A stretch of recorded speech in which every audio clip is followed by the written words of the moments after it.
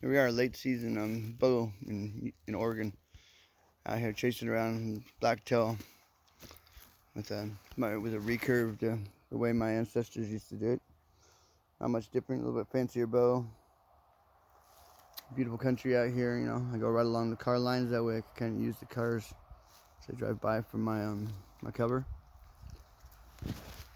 It's nice to know that I can still chase the same animals that my ancestors did, the Cherokee and the Choctaw.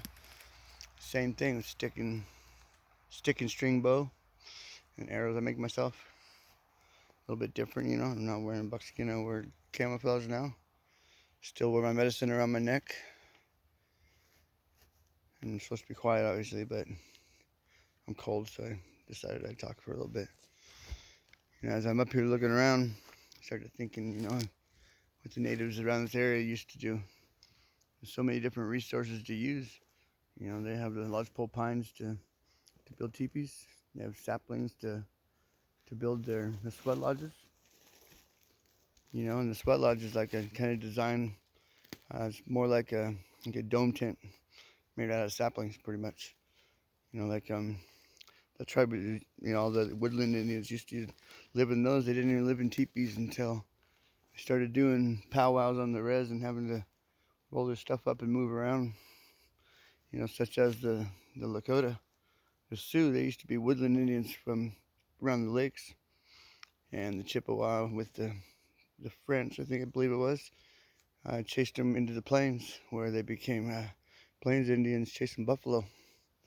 And then they had to adapt to a teepee because it was easy to move along with the buffalo and easy to pack up and reset back up into camp.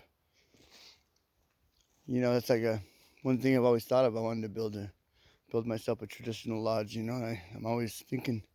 For years, I've been thinking teepee or wigwam.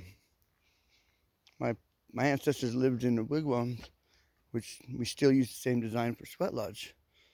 But a teepee fits more people, and you can stand up in it. You know, and have gatherings and pick it up and take where you want. You know, so for years I've been contemplating teepee, wigwam, teepee, wigwam. You know, I even went to a psychiatrist. Psychiatrist was saying, well, you know, it makes sense. The teepee is easier, but I don't know about it either. Why don't you go to your medicine man? Don't you have a medicine man? And, you know, I'm here in Oregon, tribes in Oklahoma.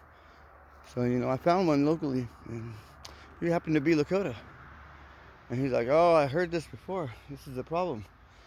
Teepee, wigwam, teepee, wigwam. The problem is, you're too tense.